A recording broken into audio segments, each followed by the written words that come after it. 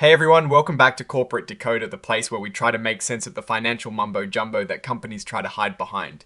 Today we are diving into Portland General Electric's 2025 10K report. And let me tell you, there are some interesting numbers and some very dry descriptions of how they manage electricity. But hey, that is what we're here for. So on the 30th of June of 2025, PGE Portland General Electric had a market value of about $4.4 billion for their stock held by people who don't work for the company.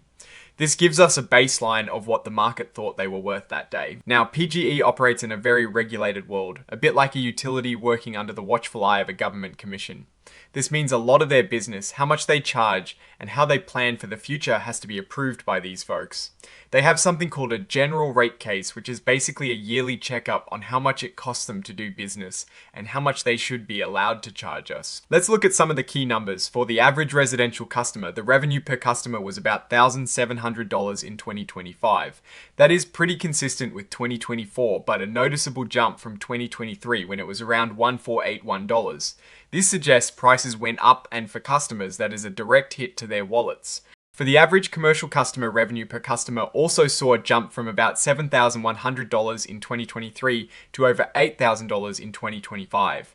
Again, this shows rising costs being passed on. Interestingly, while the average residential customer used less electricity in 2025 compared to 2024, a drop of 3%, the industrial customers actually used significantly more electricity, a jump of over 14%. This shows a real shift in who is using their power, and probably a good thing for PGE, as industrial users often have bigger contracts. Now, when it comes to how they get their power, PGE has a mix of sources. They own power plants that run on natural gas and coal. They also get power from wind farms and hydroelectric dams, but they are also getting into energy storage with battery systems. They even have something called a natural gas heat rate call option, which sounds complex, but basically it is a contract to get a certain amount of power at a set price, which helps them manage costs and ensure they have electricity available when needed. Looking at how well their own power plants are running, their natural gas plants were available about 87% of the time in 2025, which is up from 82% in 2024. That is a good improvement. Their coal plants, however, were available around 78 to 79%, which seems a bit lower, and since they do not operate them, perhaps this is a point of concern to keep an eye on. Their renewable sources like wind and hydro also showed good availability, and overall energy provided compared to projected levels was strong. Financially,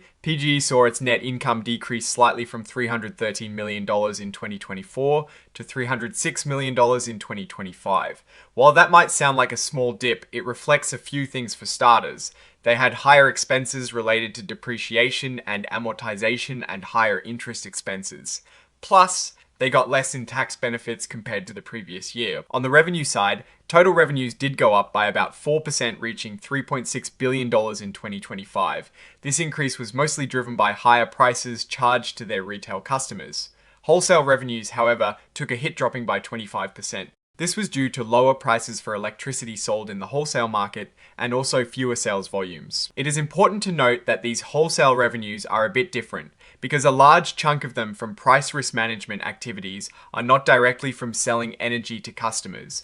They are more about managing their financial exposure to price changes. Speaking of managing exposure, PGE has to put down something called margin deposits to participate in the wholesale market.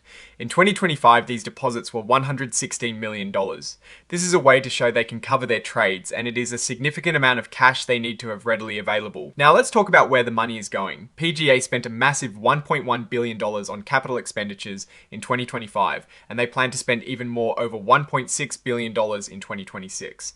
A big chunk of this is going towards transmission lines and energy storage projects like battery systems. They are clearly investing heavily in the future of energy, which is good, but also means they need a lot of cash or access to loans to make it happen. Looking at their liquidity, which is basically their ability to pay their bills, they have about $954 million in accessible funds. This includes cash on hand and their credit line.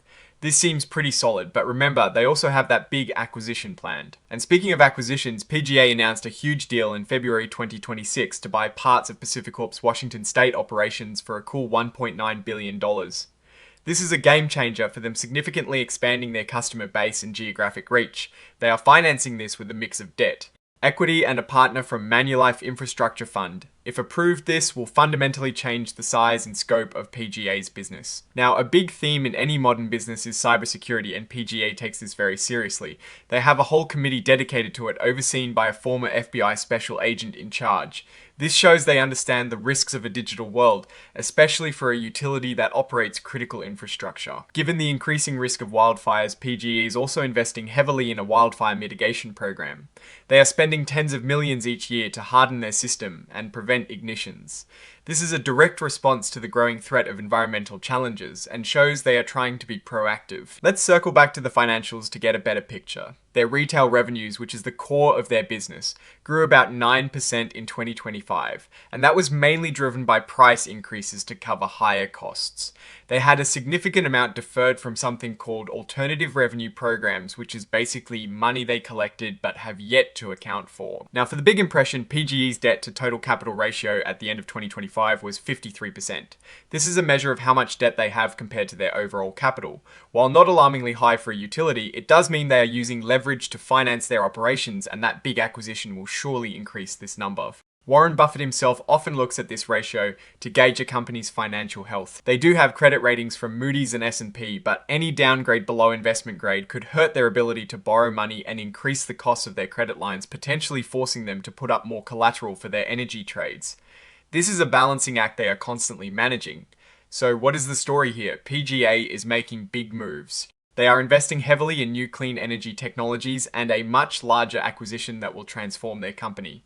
Their financials show steady revenue growth driven by price adjustments and a slight dip in net income due to higher costs and investments.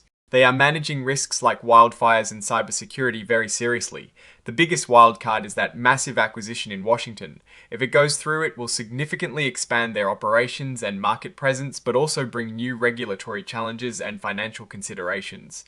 Now, looking at these numbers more broadly, PGE appears to be navigating a complex industry with strategic investments in the future of energy. Their reliance on price hikes to cover costs is a strategy that might face headwinds from regulators or customer pushback if affordability becomes a major issue. The acquisition is a bold step that could pay off handsomely, but it also carries significant execution risk. Alright, that is our breakdown of Portland General Electric's latest filing.